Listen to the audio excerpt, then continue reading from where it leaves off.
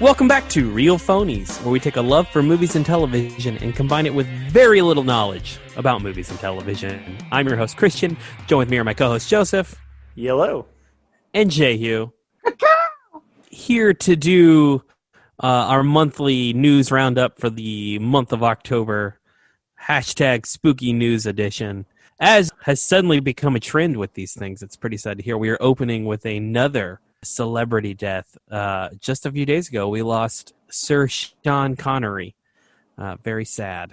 I mean, to be fair, the dude did make it to 90, which is pretty good. Yeah, I mean, pretty standards.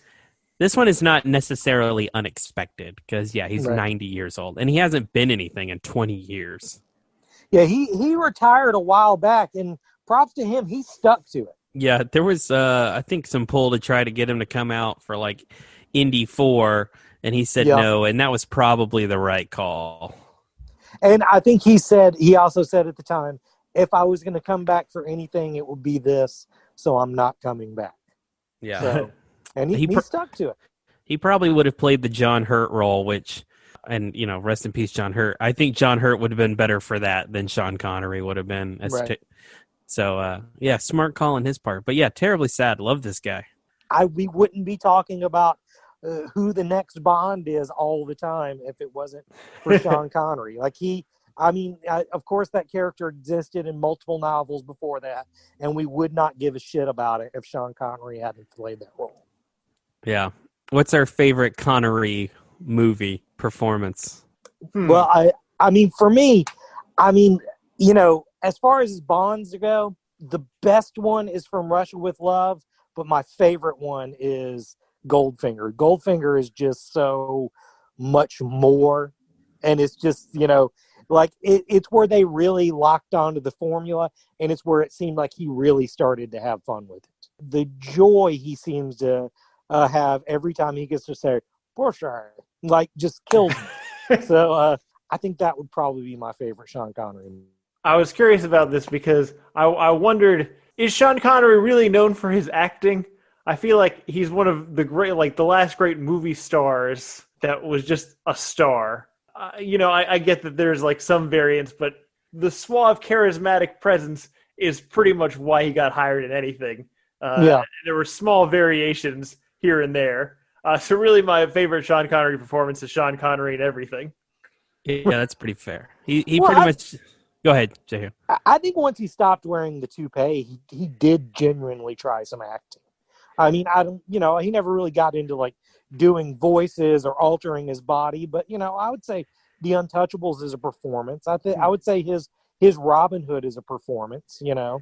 Yeah, I think The Untouchables, I think The Rock, Indy 3. I knew you were going to say Indy 3. Man, that suddenly I remembered my Charlemagne. It's like my favorite line. Interestingly enough, Charlemagne did not say that. That's not an actual quote. My armies are the rocks on the trees and the birds in the sky. That's not a real thing. But it's way cooler thinking that Sean Connery thinks that it's a thing, or, you know, whatever. But right. I think that, like, yeah, I don't know, maybe kind of run where he stopped being just Sean Connery and everything from like 1988 to like 1995. He's pretty good in a lot of things. Hunt for Red October. Hunt for Red October is a performance, totally. No way is that guy a Russian sub-captain, but he's really good in it. Right. But yeah, I mean, I really like Sean Connery movies. I have watched many of them many times. And so this is just real sad. I mean, I don't know if it feels like as big of a loss as someone like Chadwick, because he hasn't been starring in things in a long time. Right. Just knowing that guy's... Yeah, and just knowing that guy's not out there anymore is just, you know, sad day. I was just thinking, I was ruminating on this today. You know, I feel like the last 4 years has really been a good opportunity for us as a people to reevaluate kind of the concept of masculinity and its role in our society these days. But that said, what a fucking blow to the masculinity to lose Burt Reynolds and Sean Connery in short order. Because I don't know what other manly men are left. Yeah. I mean, Definitely, Sean Connery's movie persona of sexuality is dead. The one where the Bond, where the girl says no, and then he kisses her harder, and then she says yes. That's gone. We'll never see that again, and that's probably for the best. But it's it was his thing, and I think it was entertaining to watch on screen. Do you guys, maybe you can confirm this is true or not, but the martini shaken not stirred thing, that was Sean Connery's favorite drink, and he could not remember the line when filming Dr. No, and so he just said what he ordered, and the director left it in. Have you guys ever heard that? I have no idea, but that would be great if that's true. I prefer to live in a universe where that's true. Yeah, I'm just accepting that as canon. I want to believe that's true. Yeah, I've never read an Ian Fleming novel, so I don't know. But that's always the story I've heard, is that Connery couldn't remember the line, and so he just ordered his favorite drink, and now that's just become the Bond drink, which is dope as shit. Yeah. On that note, we'll move forward to something that probably should die, the Fast and Furious franchise. They're saying it will. Sort of, yes. They have announced that there will be 2 more films, which will bring the grand total of 11, directed by Justin Lin, who I think has made like 5 of the last 6. There's so many of them now, I don't remember. But they're going to space. They're hiring all the people. Are we excited? Are we what? How do we feel? No.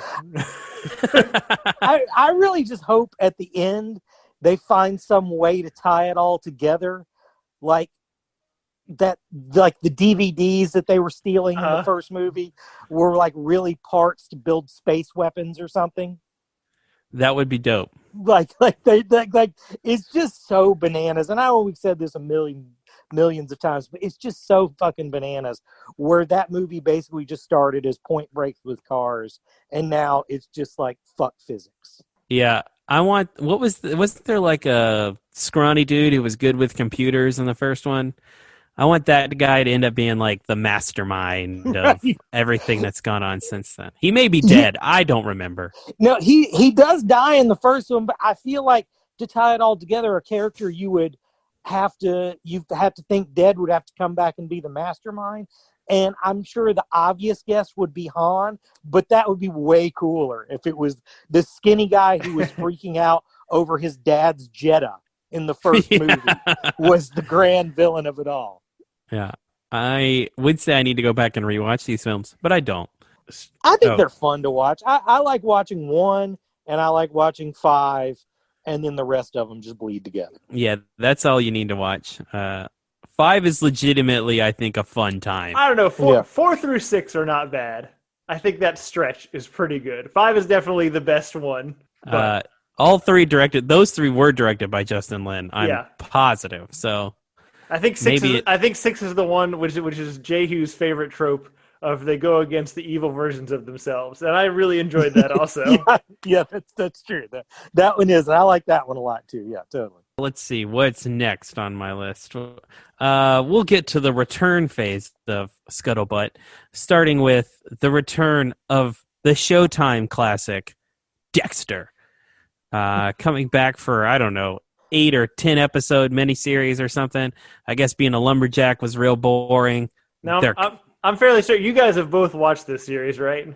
Yes. Okay, I'm in the firm camp that this series is fucking trash. I watched a season and a half of it, and it's now a litmus test for me about other people that I talk to. If they like Dexter, I know what kind of person they are. So I'm curious how you guys feel about it coming back, or how you feel about Dexter as a whole, having watched the whole thing.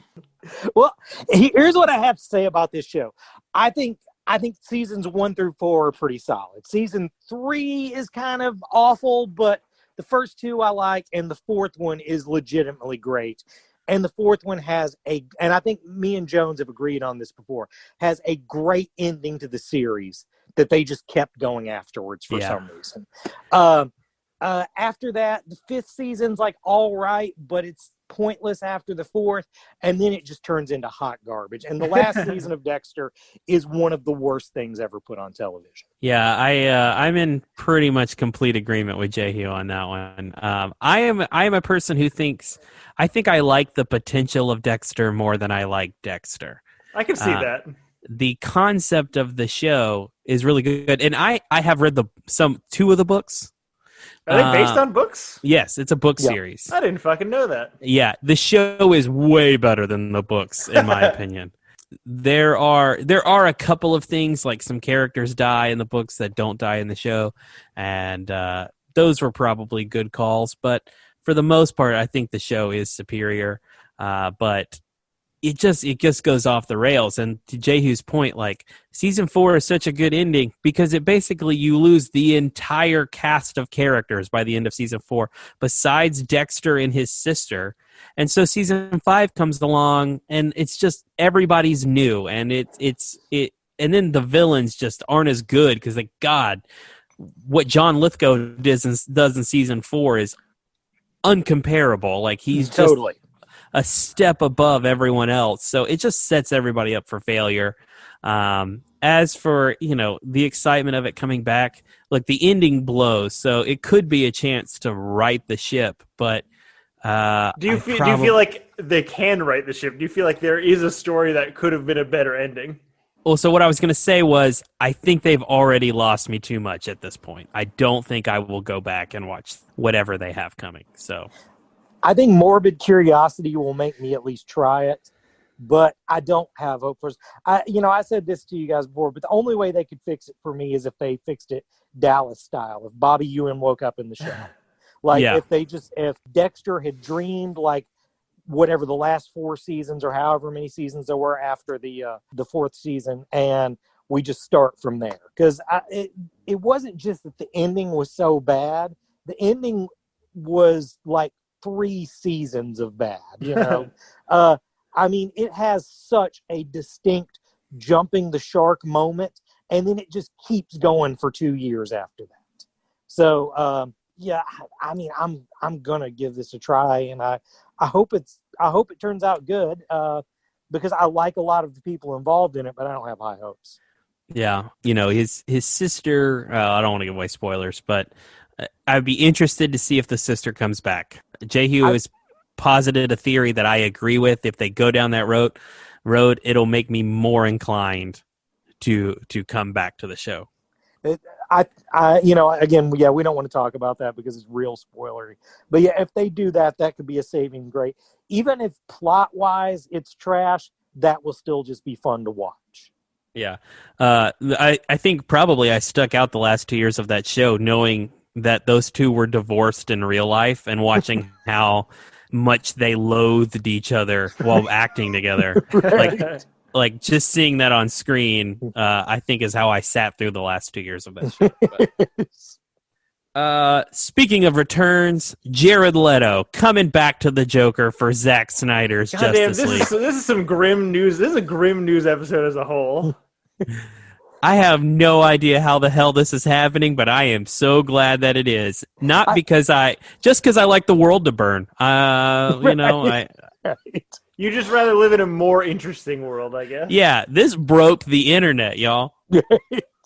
I think the thing that I like the best about it is if you're out there and you're still believing that this is a restoration of Zack Snyder's original vision, you are a fucking chump. This is a new thing Zack Snyder is doing with old shit. Because Jared Leto wasn't in the old shit. Yeah, I don't know. I was going to say maybe he'll get to make his trilogy, essentially, but he's not going to be able to finish, like, the dark side stuff. So it's just all of this shit just lead up to Steppenwolf. Like, I don't know. He's definitely in this movie so that we can watch him beat the shit out of Robin. I'm positive that's what the scene is. There's at least a 90% chance that is correct. I will tell you this, and this part is probably going to surprise you guys. I'm super excited to see what Jared Leto does. Because after Joaquin Phoenix getting so much attention for playing the Joker, like, Jared Leto just has to be fucking beside himself with envy. Like, they don't even have to dye his hair green. It is turned green from fucking envy. He's going to go nuts in this shit. Yeah, I do think this is actually part of the reason why I believe it will be pre-Suicide Squad Joker, is because apparently and this is not very this isn't made very clear in the Suicide Squad, is the reason why he has fake teeth and all tattoos is because Batman beat the shit out of him after killing Robin, and so he knocked his teeth out, his body's all scarred, so he gets the tattoos and he gets the fake teeth to cover that all up. I think Jared Leto, to your point, J. Hugh, was like, I want a fresh start. I want to be my own Joker. I want to show Joaquin who's the motherfucking, I'm king of crime. I'm gonna win 2 Oscars for this direct to HBO Max movie. I'm saying he's going to achieve that goal. I'm just saying I think that's what he is telling. No, I think you're absolutely right. He will probably achieve being the more off-putting weirdo. But which to be fair is an accomplishment when compared to Joaquin Phoenix. Yeah, totally. As a person or in any role that he's ever been in. Yeah. I mean, look, I have no idea if I'm excited for this, but I am sure as hell going to watch it because it's just going to be a train wreck, and I'm excited to see it. Yeah, I'm pretty much the same way. I'm not excited to see this movie, but I'm excited for the experience of seeing this movie, if that makes sense. I'm not excited about the revived cosplay of tattooed Joker. No. Hashtag damaged. Trailer. We only got a couple of trailers. Both were Disney movies. One was Soul, which I have seen, and it's the same as the first trailer, except we find out he's trying to get his body back, which you kind of figured was going to be the plot of that movie. Anyway, the other trailer, though, was for Disney's latest film, Raya and the Last Dragon. I don't know who's in this movie besides Rose Tico, so I know Ian will not be watching this film. But he doesn't have to look at her, so he might be okay with it. Yep. Looks like about a Chinese girl finding a dragon. I don't really have many other thoughts. Yeah, I'm not clear exactly about what's going on. There's kind of like an Indiana Jones style, like ancient maze trap stuff going on at the beginning, finding an ancient artifact stuff. I mean, the animation looks fun. She's got a cute little sidekick. Turns into a giant sidekick. Yeah, it looks like there's a time jump in there, but giant roly-poly automobile things need to be a thing. That would be a cool mode of travel. Jay Hugh, did you watch this? I have not watched this. It looks like Moana and Mulan had a baby. Right on. Well, those are movies that people like. Indeed, they are. I actually like both of them, so I don't know why I said people. I enjoy them. You're also a person, Hurt. I am a person. You're a people. But usually I set myself apart from them.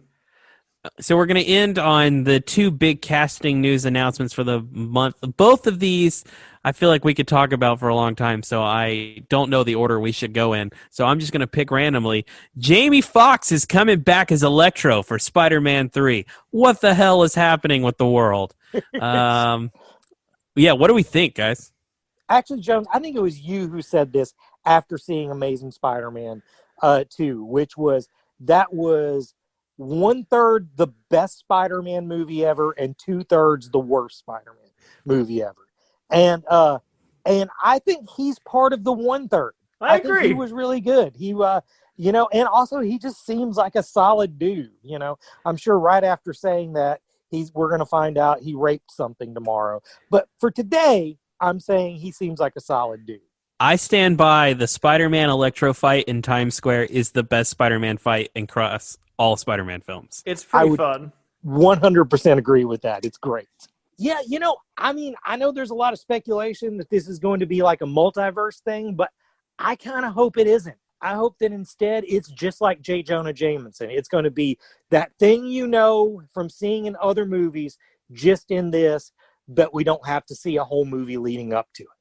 Yeah. And I hope they do that with all the Spider-Man villains, and sort of the same way that in Spider-Verse they told Spider-Man's history as sort of being the same as the Tobey Maguire movies, but obviously it couldn't be because there were differences. I hope this is the same way. I hope, Electro is just a guy that Spider-Man fought at some point, and we saw that in another movie. We know how it works. Now he's back. It seems suspicious to me, kind of the timing after the success of Into the Spider-Verse, and the fact that I think, one, studios like to capitalize on existing properties, things that people know, and everyone is just fucking nuts over like this character's in this movie and this other character's in this other movie. You know, like I think they want to capitalize on just the hype idea of opening the door for potential other universe to Tobey Maguire, Andrew Garfield, Spider-Man, and Spider-Man characters crossing over just because it would get people talking about the movie. So if you think he's from like a multiverse situation, do you think also Jay Jonah is? Right. I don't know. I mean, I could see that being a thing, you know. Maybe that's why he's, you know, not been a part in Spider-Man's life. Oh, can we have J. Jonah Jameson with hair yelling at J. Jonah Jameson without hair? I would love that because they would both have valid arguments against each other. You know? Like, hair J. Jonah could make fun of him for being bald, and no hair J. Jonah could make fun of him for what he's done with not being bald. Just on this possibility alone, have I turned you around on the idea, Hurt? Maybe. Yeah, I mean, I agree. I think Jamie Foxx is actually not that bad in Amazing Spider-Man 2. He's certainly not the problem with that movie. Dane DeHaan is. But I don't want a Spider-Verse film. I don't want multiple Spider-Men. I don't need to see Andrew Garfield or Tobey Maguire come back. But I said this in our text, and I will say it here. The reason why I do hope it's a multiverse thing is Doctor Strange 2 is, you know, a Sam Raimi movie. Doctor Strange is mentioned in Spider-Man 2. That's true. When J. Jonah is trying to come up with a name for Doc Ock. I hope that reference to Doctor Strange is Benedict Cumberbatch Doctor Strange. I hope it is this weird, like, multiverse story, and he ends up in different, you know, maybe different movie timelines, and maybe there's some ramifications of that, and some people come back with him, Electro being one of them. I don't know, but I am hopeful. I have no idea if it would happen, but that is the one thing I want to happen out of a multiverse story, including Spider-Man characters. It is weird to me that they're maybe not weird. I think Marvel realizes the potential of this, and all these rumors we hear about the Flash with Michael Keaton, Batman, and all this stuff. Marvel's like, we're going to make that movie first. We're going to beat you to it, and we're probably going to do it better. So, right. Finally, the kind of big casting announcement. This one really threw me for a loop. Moonknight, Oscar Isaacs, taking over the Disney Plus series. You would think that guy's done with franchises, but apparently not. I mean, he just ran out of franchise money, so he wants more franchise money. Maybe he wants to be a part of one that'll actually be fun, because I don't know if those guys had a lot of fun doing Star Wars. Yeah. But it seems like the people involved with the Marvel stuff are having a good time. Yeah, I just feel like he's tried this, you know, with X-Men, with Star Wars, and it's just gone wrong. And he's a very talented actor. That's a fair point. He got in on the worst X-Men out of a lot of bad X-Men. Yeah. And it just has not worked out. So it's just surprising to me that he's like, oh yeah, I'll try it again. But yeah, I mean, it's been so successful. It's I could see why you're like, oh, that's free money. Yeah, I mean, I think he's good casting. And, you know, this could also be one of those things, you know, Moon Knight has a very covering costume. So it could very well end up being a thing like sort of Pedro Pascal and The Mandalorian, you know, like maybe he doesn't have to be on set very much. Maybe he just has to do a lot of voice acting. Yeah, that's a fair point. Either way, I'm excited for it. He's a good choice. He is a good choice. You know, we talked about this on our text thread, but I had gotten my heart settled on Daniel Radcliffe because I think Daniel Radcliffe would do great. And it would just be a fun, another memorable role for him besides Harry Potter. Right. But, you know, Oscar Isaac is entirely capable of this role, I think. So I'm down with it. Well, and there's some other casting news with it, too. David Diggs and who was the other guy that was talking about possibly being cast in this? Nick Kroll. Yeah. And, you know, the way that Moon Knight works, he has multiple personality disorder, and not like real life multiple personality disorder, but like 80s soap opera multiple personality disorder. So, I mean, they could very well play voices in his head. Those guys would be good for that, too. Yeah.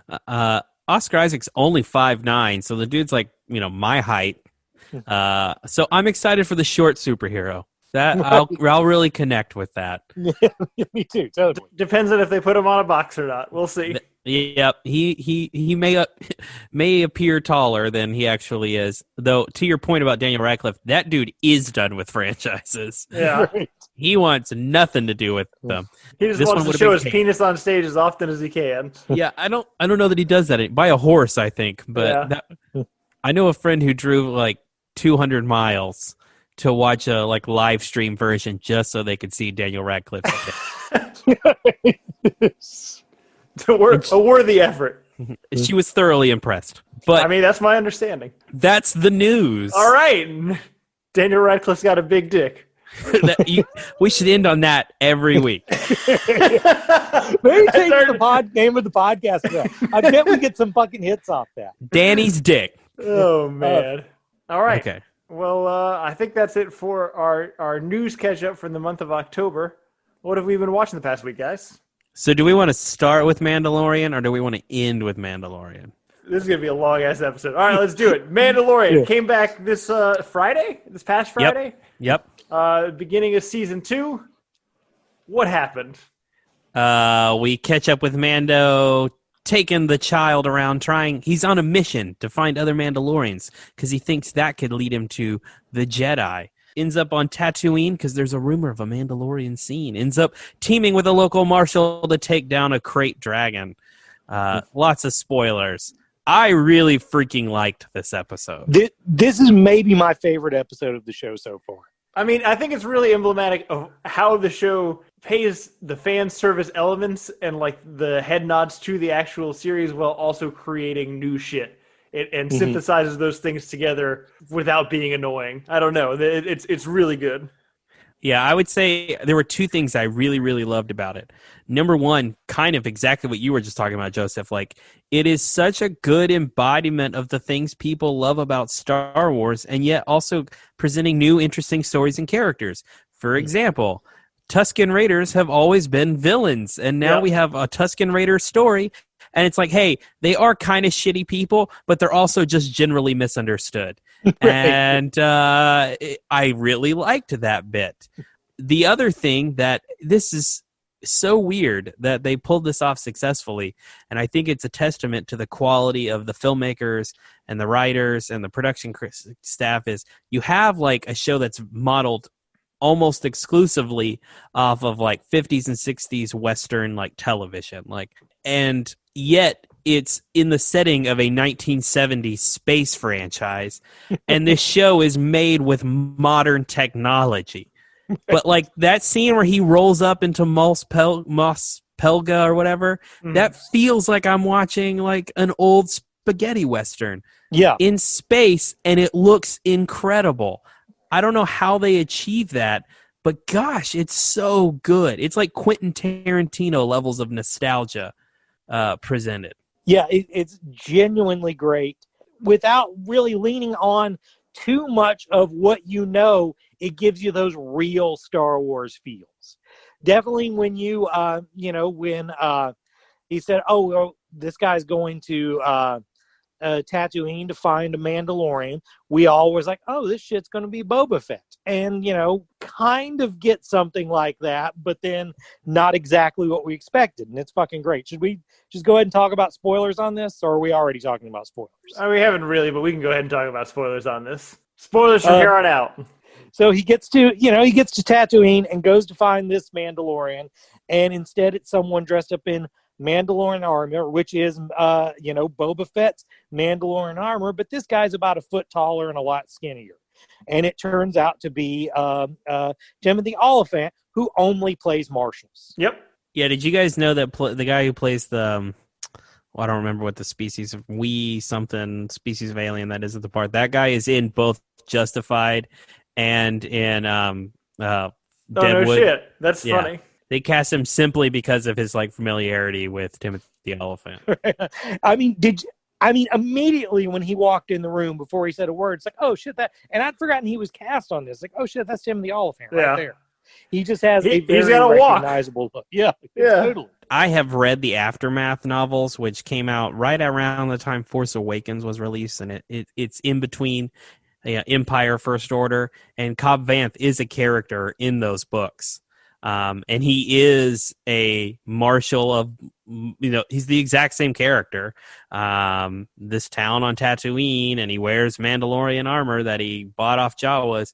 What the show doesn't say, and what he says in the books, is that he murdered a guy. There were two of them, and he murdered the other guy so he could keep the armor.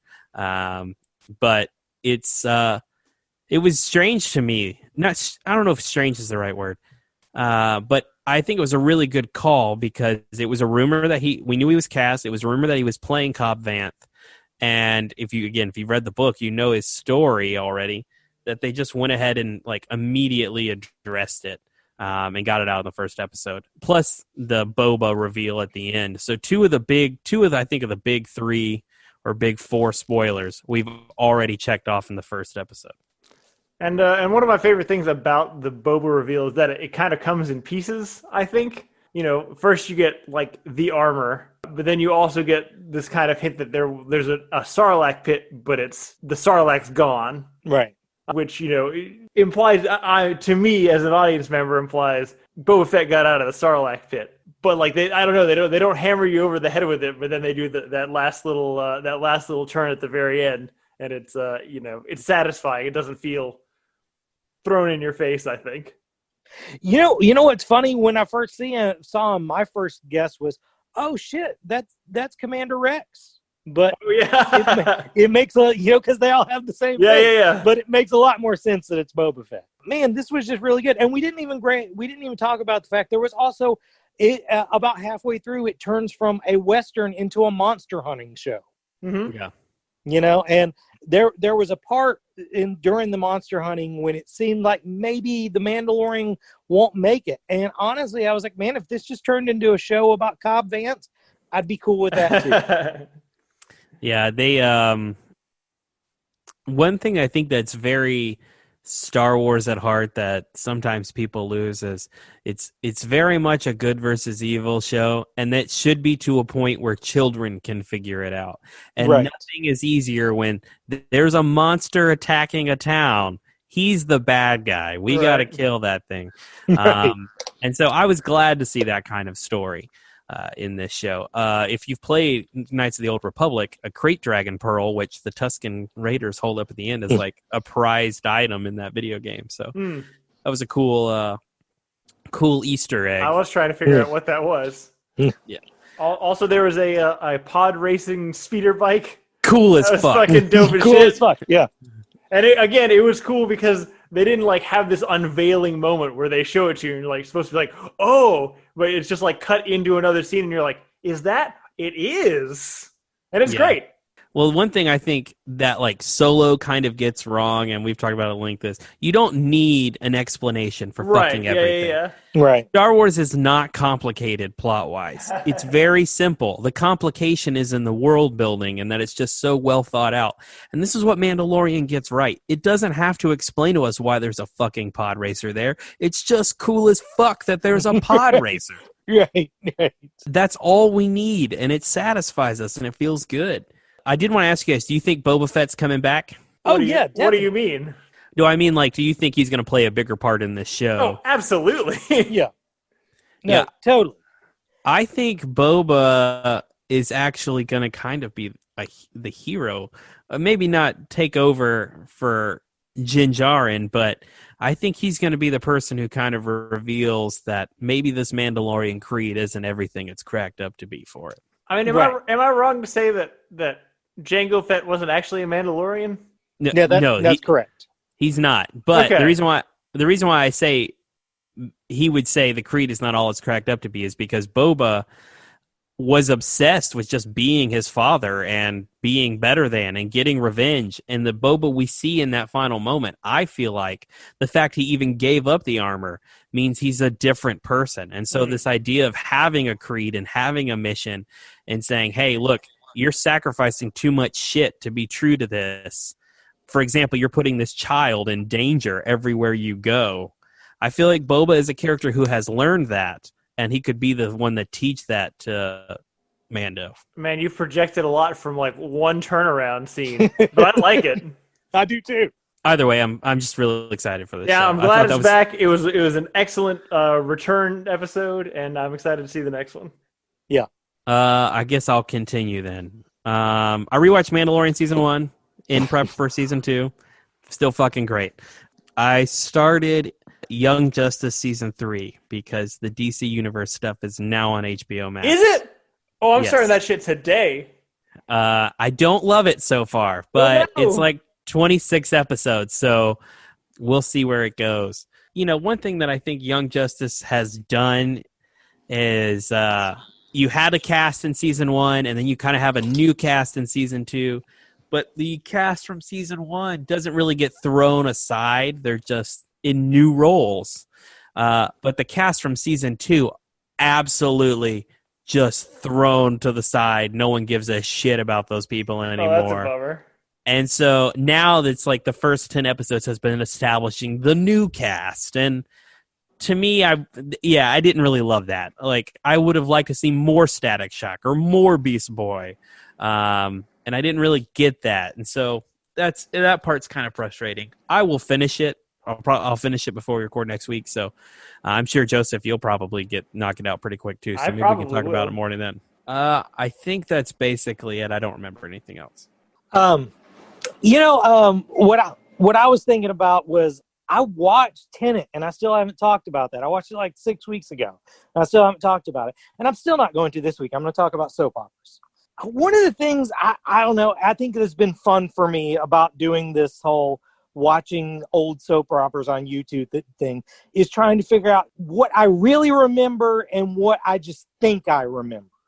Like, what are things that, I think it's hard to see this in a lot of other things, but maybe you could see it in like wrestling, where a lot of the characters go and come back and go on for like 20 years and stuff like that. It's like, do I really remember this event I'm watching right now that I think I remember, or is that just my dumb child brain that I've put together later through context and stuff like that? Like an example, I'm convinced at some point that I saw a ninja on a soap opera when I was a kid. And, I thought I'd saw it on a CBS soap, which would have meant I would watch it with my grandmother.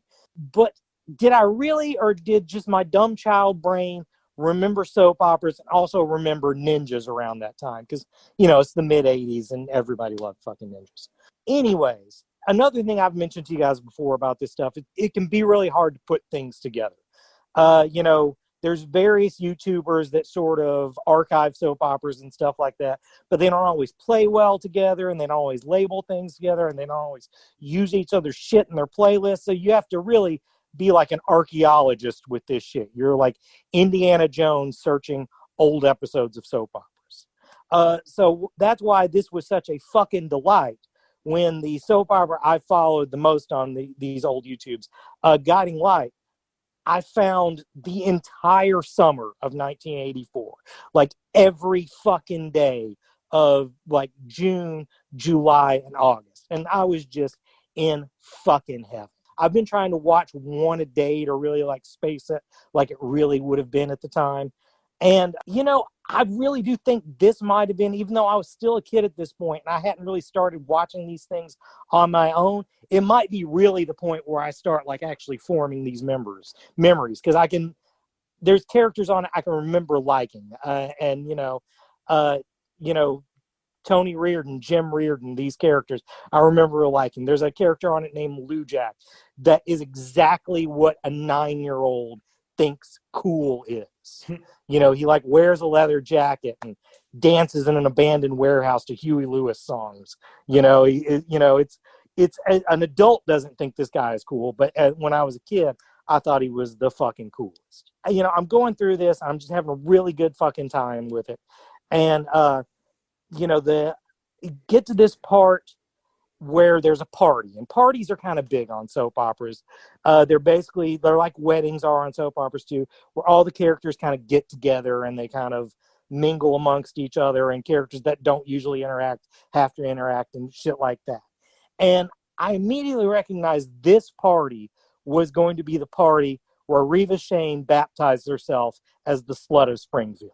And if you've ever watched soap operas but never watched Guiding Light, if you know one thing about Guiding Light, it's that at one point at a party, Reva Shane baptizes herself in a fountain, the Slut of Springfield. It's like their big moment from like 70 years of fucking soap operas. I never was a big Josh and Reva guy. But anyways, so in this, while this is going on, there's a character I mentioned earlier, Tony Reardon. He's sort of like the everyman on this show at this time. And he has this storyline going on where someone's trying to run him out of his house that he just bought, a like crooked real estate agent. So his wife thinks it's supernatural. He thinks it's just the real estate agent is sending people to fuck shit up. Turns out both are true, but we won't get into that right now. So he decides while he's at this party where they know he's going to be at, he's going to sneak out and go back to the house to see if they broke in to fuck up shit again. So he gets back to his house and he opens the door. And you know, like that feeling you get where you know your shit's about to happen? Like, you know, you didn't even know it was time for your shit to happen, but like your shit's about to happen. Like, oh shit, my shit's about to happen. Like just time stops and just the air gets sucked out of the room. And he walks into this room and there's a fucking ninja. And I was so fucking happy because I haven't been able to prove this even exists, because soap operas really like to wallow in their dumb shit. Like, you know, soap opera websites and publication will bring up all the time how, you know, Luke and Laura had to save the world from being frozen, or, you know, on One Life to Live, they time traveled, shit like that. But I'd never found any mention of this fucking ninja. So to see it right there, it was just so fucking great. And I got to tell you guys, for a 1984 soap opera, it was a pretty good fucking ninja fight. Tony had already was established on the show as having a martial arts background, and it got kind of weak towards the end, but in the beginning, it was genuine, like, good 80s ninja shit. It was probably the happiest I've been in a decade. I'm so glad. Maybe two. I'm not going to lie to you. If that whole story hadn't ended up with there was an actual ninja in one of these things, I would have been so fucking mad at you. There was only one place it could go, and if it had not gone there, it would have been real depressing. That's correct. So anyways, that's all I got. I got to see my ninja on Guiding Light from 1984. Fantastic. I got a couple things. The wife and I refinished Avatar: The Last Airbender. It's a perfect series. There's nothing fucking wrong with it. It's incredible. If you have not seen Avatar: The Last Airbender, regardless of age, regardless of anything, fucking watch it. It's so good. My Ghibli movie this week was Tales from Earthsea, which is adapted from an American novel. Is the first film done by Hayao Miyazaki's son, Goro Miyazaki, and it's critically considered the absolute worst one in the whole 22 movies. And the interesting thing is, it's really not. It's not bad at all. It's the least Ghibli movie of all of them. Like it despite the fact that, you know, it's originally the original voice work is in Japanese, it feels and looks very much like some kind of 80s Disney knockoff fantasy thing. I mean, like it's very Black Cauldron-esque. It's essentially the plot of the story is just a rough amalgamation of Star Wars, Lord of the Rings, and a little bit of Lion with the Witch in the Wardrobe. Which, you know what? It's pretty fun. I enjoyed it. I don't know why this one is trashed as hard as it is, because, I mean, there are definitely worse Ghibli films. There are worse Ghibli films that are considered good Ghibli films, I think. I think it's pretty fun, and I think particularly if this is not a thing that you generally delve into, but you kind of like fantasy stories, you'd really like this one. Tales from Earthsea. Pretty fun. Better than Transformers. I watched the Rocky Horror Picture Show for the first time. I still have yet to see it, ever. It's on something. I don't remember. You know, it's fine.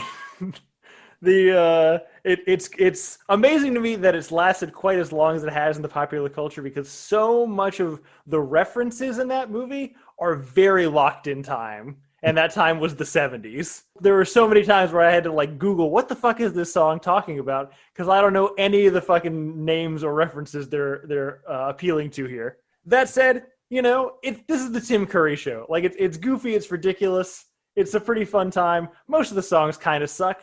The Time Warp still slaps, but it's the Tim Curry show, and it's amazing to me.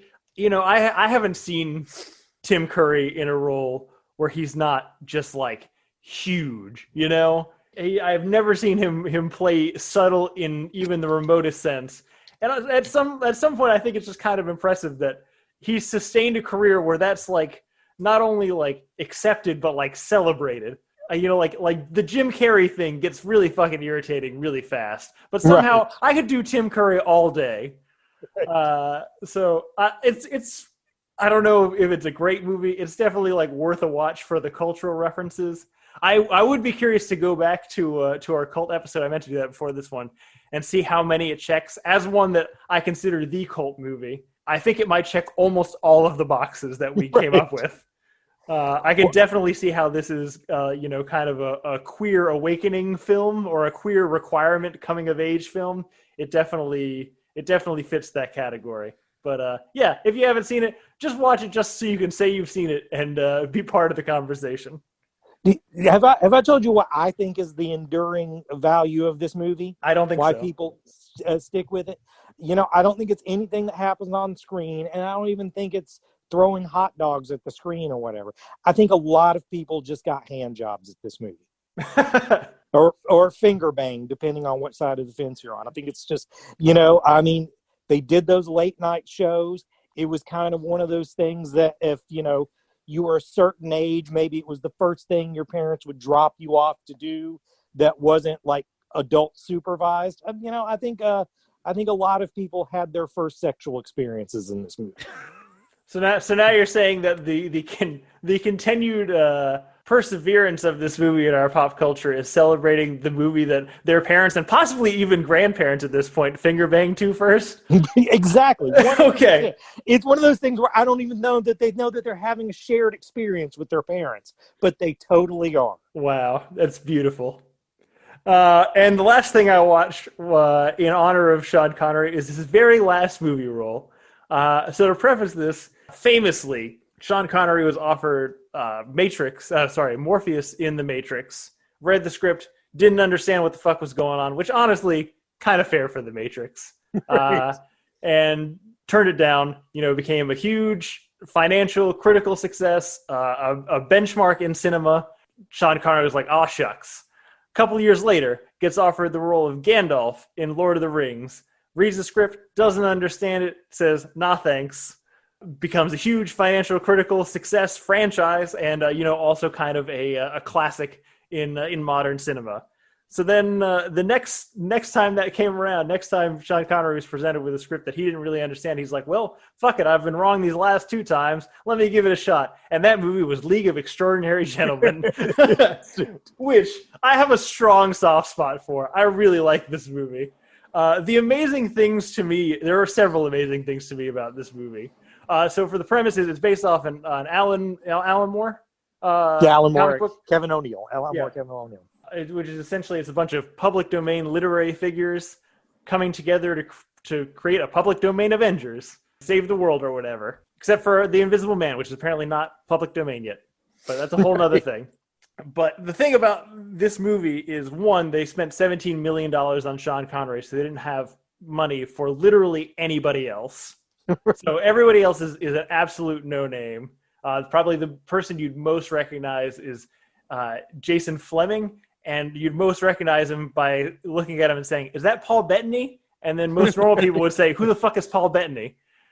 But the amazing thing to me is, I mean, even though this movie wasn't like critically super well received, literally none of these motherfuckers did anything after this. Not a single one of them. It's amazing.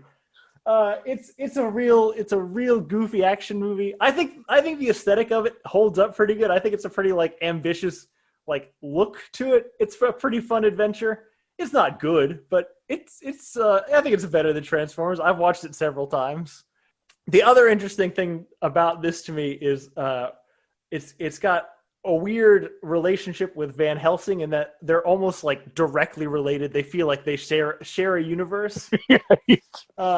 They both weirdly feature a chase sequence chasing down Mr. Hyde in Paris, which is not where the book is set.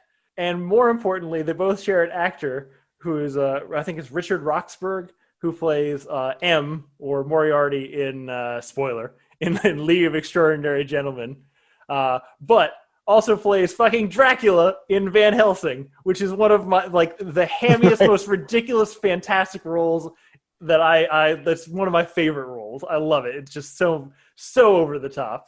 It is weird that people kind of have accepted Van Helsing as being this sort of campy thing that they love, but never have taken that on with League of Extraordinary Gentlemen. And it's probably just because of the source material. I mean, maybe. I don't know how many people actually read the source material, actually watched the movie. Maybe they did. But yeah, you know what? I think it's better than Transformers. I think it's a good time. And yeah, it's Sean Connery's last role. It's worth it just for that. It's better than Transformers just to hear him say Quatermain. Yes. Something this made me think while you were thinking of it. I'm by and large opposed to deep fake technology, but if someone wants to deep fake Sean Connery into everything that he turned down, I would be super into that. I would love to see Sean Connery as Morpheus. That would be disturbing as fuck. The one I really wanted to happen for is somebody's deep fake him into Her Majesty's Secret Service, because that would be the best James Bond movie if Connery starred in it. Yeah.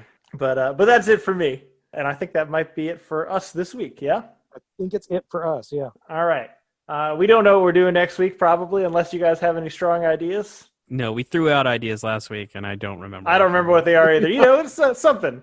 But in the meantime, thank you guys for listening. If there's any other news that we skipped over, or things you'd like us to talk about, or ideas for future episodes, you can reach us at realphonies@gmail.com. And you can follow us on Facebook and Twitter at realphonies, and on Instagram at real_phonies. Please rate, subscribe, tell your friends about the podcast. Thanks to Zach Evans for art and Brian Velasquez for our theme. And as we've always said on this podcast, Daniel Radcliffe has a huge hog. Later, Daniel Radcliffe's dick.